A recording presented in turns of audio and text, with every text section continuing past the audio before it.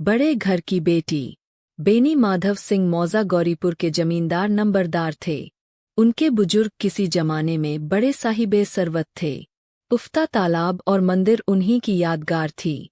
कहते हैं, इस दरवाजे पर पहले हाथी झूमता था।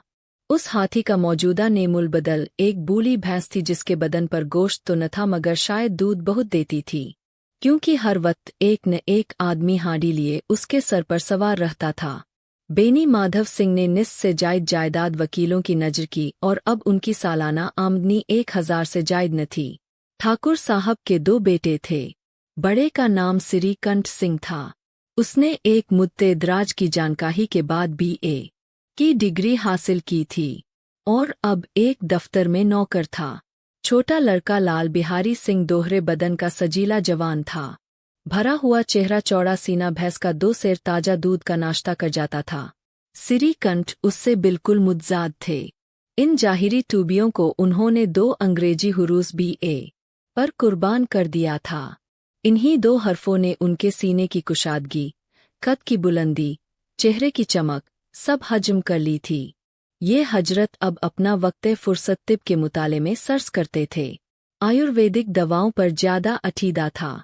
शाम सवेरे उनके कमरे से अक्सर खरल की टुशगवार पहम सदाएं सुनाई दिया करती थीं। लाहौर और कलकत्ता के वैद्यों से बहुत ततो किताबत रहती थी।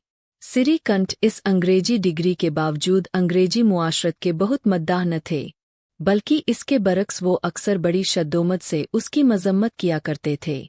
इसी वजह से गांव में उनकी बड़ी इज्जत थी। दशहरे के दिनों में वो बड़े जोश से रामलीला में शरीक होते और खुद हर रोज कोई न कोई रूप भरते। उन्हीं की जात से गौरीपुर में रामलीला का वजूद हुआ। पुराने रस्मों रिवाज का उनसे ज्यादा पुरजोश वकील मुश्किल से होगा, खुसूसन मुश्तरका खानदान के वो जबरदस्त हामी थे। आजकल बहुओं को अपने कुनबे के साथ मिलजुल कर रहने में जो वहशत होती है, उसे वो मुल्क और चौम के लिए सालेबत तैयार करते थे। यही वजह थी कि गांव की बहुएं उन्हें मकबूलियत की निगाह से न देखती थीं। बाज शरीफजादियाँ तो उन्हें अपना दुश्मन समझतीं। खुद उन्हीं की बीवी उनसे इस मसले पर अक्सर जोर शोर से बहस करती थीं, मगर इस वजह से नहीं कि उसे अपने सास-ससुरे, देवर जेठ से नफरत थी, बल्कि उसका ख्याल था कि अगर गम खाने और तरह देने पर भी कुनबे के साथ निबाह न हो सके तो आए दिन की तकरार से जिंदगी तल्ख करने के बजाय यही बेहतर है कि अपनी खिचड़ी अलग पकाई जाए। आनंदी एक बड़े ऊंचे खानदान की लड़की थी। उसके बाप एक छोटी सी रियासत के तल्लुठेदार थे।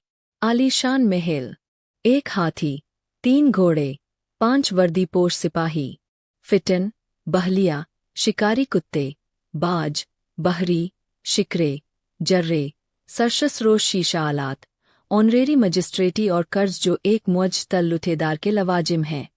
वो उनसे बहरावर थे। भूप सिंह नाम था। सराक दिल, हौसलामंद आदमी थे, मगर किस्मत की टूबी, लड़का एक भी न था। 7 लड़कियां ही लड़कियां हुईं और 7 जिंदा रहीं। अपने बराबर या ज्यादा ऊंचे खानदान में उनकी शादी करना अपनी रियासत को मिट्टी में मिलाना था। पहले जोश में उन्होंने 3 शादियां दिल खोल कर कीं, मगर जब 15-20 हजार के मतरूज हो गए तो आंखें खुलीं, हाथ पैर पीट लिए। आनंदी चौथी लड़की थी, मगर अपनी सब बहनों से ज्यादा हसीन और नेक। इसी वजह से ठाकुर भूप सिंह उसे बहुत प्यार करते थे। हसीन बच्चे को शायद उसके माँ बाप भी ज्यादा प्यार करते हैं। ठाकुर साहब बड़े पसोपेश में थे कि इसकी शादी कहाँ करें। न तो यही चाहते थे कि कर्ज का बोझ बढ़े और न यही मंजूर था कि उसे अपने आप को बदकिस्मत समझने का मौका मिले। एक रोज श्रीकंठ उनके पास किसी चंदे के लिए रुपया मांगने आए। शायद नागरी प्रचार का चंदा था। भूप सिंह उनके तौर-ओ-तरीक पर रीझ गए, खींचतान कर जायचे मिलाए गए और शादी धूमधाम से हो गई। आनंदी देवी अपने नए घर में आईं तो यहाँ का रंग कुछ और ही देखा। जिन दिलचस्पियों और तसरीहों की वो बचपन से आदी थी, उनका यहाँ वजूद भी न था।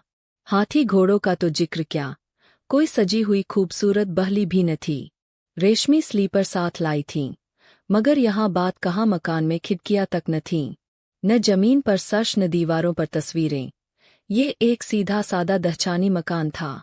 आनंदी ने थोड़े ही दिनों में इन तब्दीलियों से अपने तई इस कदर मानूस बना लिया, गोया उसने तकल्लुफात कभी देखे ही नहीं। एक रोज दोपहर के वक्त लाल बिहारी सिंह 2 मुरछाबियाँ लिए हुए आए और भावज से कहा, जल्दी से गोश्त पका दो, मुझे भूख लगा है। आनंदी खाना पकाकर उनकी मुंतजिर बैठी थी।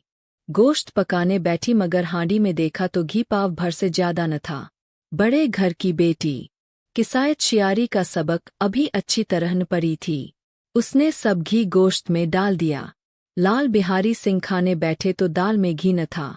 दाल में घी क्यों नहीं छोड़ा? आनंदी ने कहा, घी सब गोश्त में पड़ गया। लाल बिहारी, अभी परसों घी आया है। इस सदर जल्द उठ गया। आनंदी, आज तो कुल पाव भर था, वो मैंने गोश्त में डाल दिया। जिस तरह सूखी लकड़ी जल्दी से जल उठती है, उसी तरह भूख से बावला इंसान जराजरा बात पर तुनक जाता है। लाल बिहारी सिंह को भावज की ये जबानदराजी बहुत बुरी मालूम हुई। तीखा होकर बोला, मैके में तो चाहे घी की नदी बहती हो, औरत गालियाँ सहती है, मार सहती है, मगर मैके की निंदा उससे नहीं सही जाती। आनंदी मुँह फेर कर बोली, हाथी मरा भी तो 9 लाख का, वहाँ इतना घी रोज नाई खार खा जाते हैं। लाल बिहारी जल गया, थाली उठाकर पटक दी और बोला, जी चाहता है कि तालू से जबान खींच ले। आनंदी को भी गुस्सा आ गया, चेहरा सुर्ख हो गया। बोली, वो होते तो आज इसका मजा चखा देते। अब नौजवान उजड़ ठाकुर से जब्त न हो सका। उसकी बीवी एक मामूली जमींदार की बेटी थी। जब जी चाहता था उस पर हाथ साफ कर लिया करता था। खड़ाऊ उठाकर आनंदी की तरस जोर से फेंकी और बोला, जिसके गुमान पर बोली हो, उसे भी देखूंगा और तुम्हें भी। आनंदी ने हाथ से खड़ाऊ रोकी, सर बच गया, मगर उंगली में सख्त चोट आई। गुस्से के मारे हवा के हिलते हुए पत्ते की तरह कांपती हुई अपने कमरे में आकर खड़ी हो गई। औरत का जोर और हौसला वुरुरोइज शौहर की जात से है। उसे शौहर ही की ताकत और हिम्मत का घमंड होता है। आनंदी खून का घूंट पीकर रह गई। सिरी कंठ सिंह हर शंबा को अपने मकान पर आया करते थे। जुमेरात का ये वासिया था। 2 दिन तक आनंदी ने न कुछ खाया न पिया। उनकी राह देखती रही। आखिर शंबा को हस्बे मामूल शाम के वक्त वो आए और बाहर बैठकर कुछ मुल्कियों माली खबरें, कुछ नए मुकदमात की तजवीजें और फैसले बयान करने लगे। और सिलसिलाए तकरीर 10 बजे रात तक जारी रहा। 2-3 घंटे आनंदी ने बेइंतहा इज़्तिराब के आलम में काटे। बारे खाने का वक्त आया। पंचायत उठी। जब तखलिया हुआ तो लाल बिहारी ने कहा, भैया आप जरा घर में समझा दीजिएगा कि जबान संभाल कर बातचीत किया करें, वरना नाहक एक दिन चून हो जाएगा। बेनी माधव सिंह ने शहादत दी, बहू बेटियों की ये आदत अच्छी नहीं कि मर्दों के मुँह लगे। लाल बिहारी, वो बड़े घर की बेटी है तो हम लोग भी कोई कुर्मीखार नहीं है। सिरी कंठ, आखिर बात क्या हुई? लाल बिहारी, कुछ भी नहीं, यूं ही आप उलझ पड़ी। मैके के सामने हम लोगों को तो कुछ समझती ही नहीं। सिरी कंठ खा पीकर आनंदी के पास गए। वो भी भरी बैठी थी और ये हजरत भी कुछ तीखे थे। आनंदी ने पूछा, मिजाज तो अच्छा है? सिरी कंठ बोले, बहुत अच्छा है। ये आजकल तुमने घर में क्या तूफान मचा रखा है? आनंदी के तेवरों पर बल पड़ गए और झुंझलाहट के मारे बदन में पसीना आ गया। बोली, जिसने तुमसे ये आग लगाई है उसे पाऊँ तो मुँह झुलस दूँ। सिरी कंठ, इस कदर तेज क्यों होती हो? कुछ बात तो कहो। आनंदी, क्या कहूँ? किस्मत की खूबी है, वरना एक गवार लौंडा जिसे चपरासीगिरी करने की भी तमीज नहीं, मुझे खड़ाऊ से मार कर यूं न अकड़ता फिरता, बोटियां नुचवा लेती। इस पर तुम पूछते हो कि घर में तूफान क्यों मचा रखा है? सिरी कंठ, आखिर कुछ कैसियत तो बयान करो, मुझे तो कुछ मालूम ही नहीं। आनंदी, परसों तुम्हारे लाडले भाई ने मुझे गोश्त पकाने को कहा। घी पाव भर से कुछ ज्यादा था। मैंने सब गोश्त में डाल दिया। जब खाने बैठा तो कहने लगा दाल में घी क्यों नहीं। बस उसी पर मेरे मैके को बुरा भला कहने लगा। मुझसे बर्दाश्त न हो सका। बोली कि वहाँ इतना घी नाई खार खा जाते हैं और किसी को जबर भी नहीं होती। बस इतनी सी बात पर उस जालिम ने मुझे खड़ाऊ फेंक मारी। अगर हाथ से न रोकती तो सर फट जाता। उससे पूछो कि मैंने जो कुछ कहा है सच है या झूठ। सिरीकंठ की आंखें लाल हो गईं। बोले, यहाँ तक नौबत पहुँच गई। ये लौंडा तो बड़ा शरीर निकला। आनंदी रोने लगी, जैसे औरतों का कायदा है, क्योंकि आंसू उनकी पलकों पर रहता है। औरत के आंसू मर्द के गुस्से पर रोटन का काम करते हैं। सिरीकंठ के मिजाज में तहम्मुल बहुत था। उन्हें शायद कभी गुस्सा आया ही न था, मगर आनंदी के आंसुओं ने आज जहरीली शराब का काम किया। रात भर करवटें बदलते रहे। सवेरा होते ही अपने बाप के पास जाकर बोले, दादा अब मेरा निबाह इस घर में न होगा। ये और इस मानी के दूसरे जुमले जबान से निकालने के लिए सिरीकंठ सिंह ने अपने कई हमजोलियों को बारहा आड़े हाथों लिया था। जब उनका कोई दोस्त उनसे ऐसी बातें कहता तो वो मजका उड़ाते और कहते, तुम बीवियों के गुलाम हो। उन्हें थाबू में रखने के बजाय खुद उनके थाबू में हो जाते हो। मगर हिंदू मुश्तरका खानदान का यह पुरजोश वकील आज अपने बाप से कह रहा था, दादा अब मेरा निबाह इस घर में न होगा। नासेह की जबान उसी वक्त तक चलती है जब तक वो इश्क के करिश्मों से बेखबर रहता है। आजमाइश के बीच में आकर जब्त और इल्म रुचसत हो जाते हैं। बेनी माधव सिंह घबरा कर उठ बैठे और बोले, क्यों सिरीकंठ? इसलिए कि मुझे भी अपनी इज्जत का कुछ थोड़ा बहुत ख्याल है। आपके घर में अब हठधर्मी का बर्ताव होता है। जिनको बड़ों का अदब होना चाहिए वो उनके सर चाहते हैं। मैं तो दूसरे का गुलाम ठहरा, घर पर रहता नहीं और यहाँ मेरे पीछे औरतों पर खड़ाऊ और जूतों की बौछार होती है। कड़ी बात तक मुजायका नहीं, कोई एक की दो कह ले, यहाँ तक मैं जब्त कर सकता हूँ, मगर ये नहीं हो सकता कि मेरे ऊपर लात और घूंसे पड़े और मैं दम न मारूं। बेनी माधव सिंह कुछ जवाब न दे सके। सिरीकंठ हमेशा उनका अदब करते थे। उनके ऐसे तेवर देखकर बूला ठाकुर लाजवाब हो गया। सिर्स इतना बोला, बेटा तुम अक्लमंद होकर ऐसी बातें करते हो। औरतें इसी तरह घर तबाह कर देती है। उनका मिजाज बघाना अच्छी बात नहीं। सिरीकंठ, इतना मैं जानता हूँ, आपकी दुआ से ऐसा अहमत नहीं हूँ। आप खुद जानते हैं कि इस गांव के कई खानदानों को मैंने अलहदगी की आफतों से बचा दिया है। मगर जिस औरत की इज्जत व आबरू का मैं ईश्वर के दरबार में जिम्मेदार हूँ, उस औरत के साथ ऐसा जालिमाना बर्ताव मैं नहीं सह सकता। आप यकीन मानिए मैं अपने ऊपर बहुत जब्र कर रहा हूँ कि लाल बिहारी की गोशमाली नहीं करता। अब बेनी माधव भी गरमाए। ये कुफ्र ज्यादा न सुन सके, बोले, लाल बिहारी तुम्हारा भाई है। उससे जब कभी भूल चूक हो तुम उसके कान पकड़ो। मगर सिरीकंठ, लाल बिहारी को मैं अब अपना भाई नहीं समझता। बेनी माधव, औरत के पीछे। सिरीकंठ, जी नहीं, उसकी गुस्ताखी और बेरहमी के बाइस। दोनों आदमी कुछ देर तक खामोश रहे। ठाकुर साहब लड़के का गुस्सा धीमा करना चाहते थे, मगर ये तस्लीम करने को तैयार न थे कि लाल बिहारी से कोई गुस्ताखी या बेरहमी वछू में आई। इसी असना में कई और आदमी हुस्सा तंबाकू उड़ाने के लिए आ बैठे। कई औरतों ने जब सुना कि सिरीकंठ बीवी के पीछे बाप से आमादाए जंग है तो उनका दिल बहुत खुश हुआ और तरफंग की शिकवामेज बातें सुनने के लिए उनकी रूहें तड़पने लगीं। कुछ ऐसे हासिद भी गांव में थे जो इस खानदान की सलामतरवी पर दिल ही दिल में जलते थे। सिरीकंठ बाप से दबता था, इसलिए वो ततावार है। उसने इतना इल्म हासिल किया, ये भी उसकी तता है। बेनी माधव सिंह बड़े बेटे को बहुत प्यार करते हैं। ये बुरी बात है, वो बिला उसकी सलाह के कोई काम नहीं करते। ये उनकी हिमाकत है। इन ख्यालात के आदमियों की आज उम्मीदें भर आईं। हुच्चा पीने के बहाने से, कोई लगान की रसीद दिखाने के हीले से आकर बैठ गए। बेनी माधव सिंह पुराना आदमी था, समझ गया कि आज ये हजरात फूले नहीं समाते। उसके दिल ने ये फैसला किया कि उन्हें खुश न होने दूंगा, ख्वाह अपने ऊपर कितना ही जब्र हो।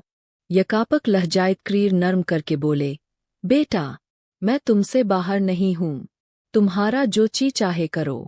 अब तो लड़के से तता हो गई। इलाहाबाद का नौजवान, झल्लाया हुआ ग्रेजुएट, इस घात को न समझा। अपने डिबेटिंग क्लब में उसने अपनी बात पर अड़ने की आदत सीखी थी, मगर अमली मुबाहिसों के दावपेच से वाकिफ न था। इस मैदान में वो बिल्कुल अनाड़ी निकला। बाप ने जिस मतलब से पहलू बदला था वहां तक उसकी निगाह न पहुंची। बोला, मैं लाल बिहारी सिंह के साथ अब इस घर में नहीं रह सकता। बाप, बेटा, तुम अक्लमंद हो और अक्लमंद आदमी गवारों की बात पर ध्यान नहीं देता। वो बेसमझ लड़का है, उससे जो कुछ तता हुई है उसे तुम बड़े होकर मुआश कर दो। बेटा, उसकी ये हरकत मैं हरगिज मुआश नहीं कर सकता। या तो वही घर में रहेगा या मैं ही रहूंगा। आपको अगर उससे ज्यादा मोहब्बत है तो मुझे रुखसत कीजिए, मैं अपना बोझ आप उठा लूंगा। अगर मुझे रखना चाहते हो तो उससे कहिए, जहां चाहे चला जाए। बस ये मेरा आखिरी फैसला है। लाल बिहारी सिंह दरवाजे की चौखट पर चुपचाप खड़ा बड़े भाई की बातें सुन रहा था। वो उनका बहुत अदब करता था। उसे कभी इतनी जुर्रत न हुई थी कि सिरीकंठ के सामने चारपाई पर बैठ जाए या हुस्सा पी ले या पान खा ले। अपने बाप का भी इतना पासो लिहाज न करता था। सिरीकंठ को भी उससे दिली मोहब्बत थी। अपने होश में उन्होंने कभी उसे घुरका तक न था। जब इलाहाबाद से आते तो जरूर उसके लिए कोई न कोई तोहफा लाते। मुकद्दर की जोड़ी उन्होंने ही बनवा कर दी थी। पिछले साल जब उसने अपने से डेवले जवान को नाग पंचमी के दंगल में पछाड़ दिया तो उन्होंने खुश होकर अखाड़े ही में जाकर उसे गले से लगा लिया था और 5 रुपए के पैसे लुटाए थे। ऐसे भाई के मुँह से आज ऐसी जिगरदोज बातें सुनकर लाल बिहारी सिंह को बड़ा मलाल हुआ। उसे जरा भी गुस्सा न आया। वो फूटकर रोने लगा। इसमें कोई शक नहीं कि वो अपने फेल पर आप नादिम था। भाई के आने से एक दिन पहले ही से उसका दिल हर दम धड़कता था कि देखूं भैया क्या कहते हैं। मैं उनके सामने कैसे जाऊंगा, मैं उनसे कैसे बोलूंगा, मेरी आंखें उनके सामने कैसे उठेंगी। उसने समझा था कि भैया मुझे बुलाकर समझा देंगे। इस उम्मीद के खिलाफ आज वो उन्हें अपनी सूरत से बेजार पाता था। वो जाहिल था मगर उसका दिल कहता था कि भैया मेरे साथ ज्यादती कर रहे हैं। अगर सिरीकंठ उसे अकेला बुलाकर 2-4 मिनट सख्त बातें कहते बल्कि 2-4 तमाचे भी लगा देते तो शायद उसे इतना मलाल न होता। मगर भाई का ये कहना कि अब मैं उसकी सूरत से नफरत रखता हूँ, लाल बिहारी से न सहा गया। वो रोता हुआ घर में आया और कोठरी में जाकर कपड़े पहने, फिर आंखें पोंछीं, जिससे कोई ये न समझे कि रोता था। तब आनंदी देवी के दरवाजे पर आकर बोला, भाभी, भैया ने ये फैसला किया है कि वो मेरे साथ इस घर में न रहेंगे। वह अब मेरा मुंह देखना नहीं चाहते, इसलिए अब मैं जाता हूँ। उन्हें फिर मुंह न दिखाऊंगा। मुझसे जो ठता हुई है उसे मुआश करना। ये कहते कहते लाल बिहारी की आवाज भारी हो गई।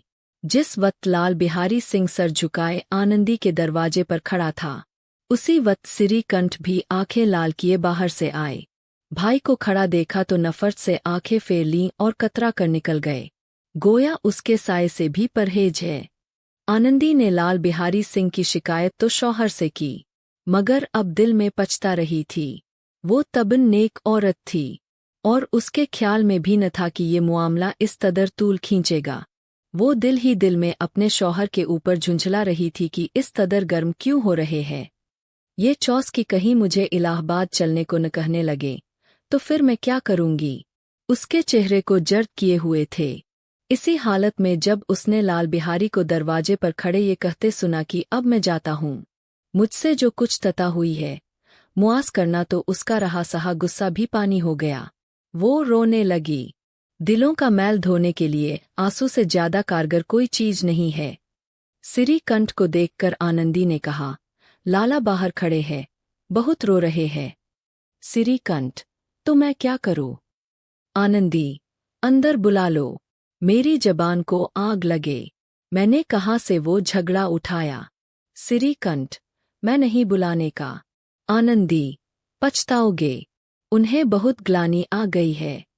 ऐसा न हो कहीं चल दे। सिरीकंठ न उठे। इतने में लाल बिहारी ने फिर कहा, भाभी, भैया से मेरा सलाम कह दो। वो मेरा मुंह नहीं देखना चाहते, इसलिए मैं भी अपना मुंह उन्हें न दिखाऊंगा। लाल बिहारी सिंह इतना कहकर लौट पड़ा और तेजी से बाहर के दरवाजे की तरफ जाने लगा।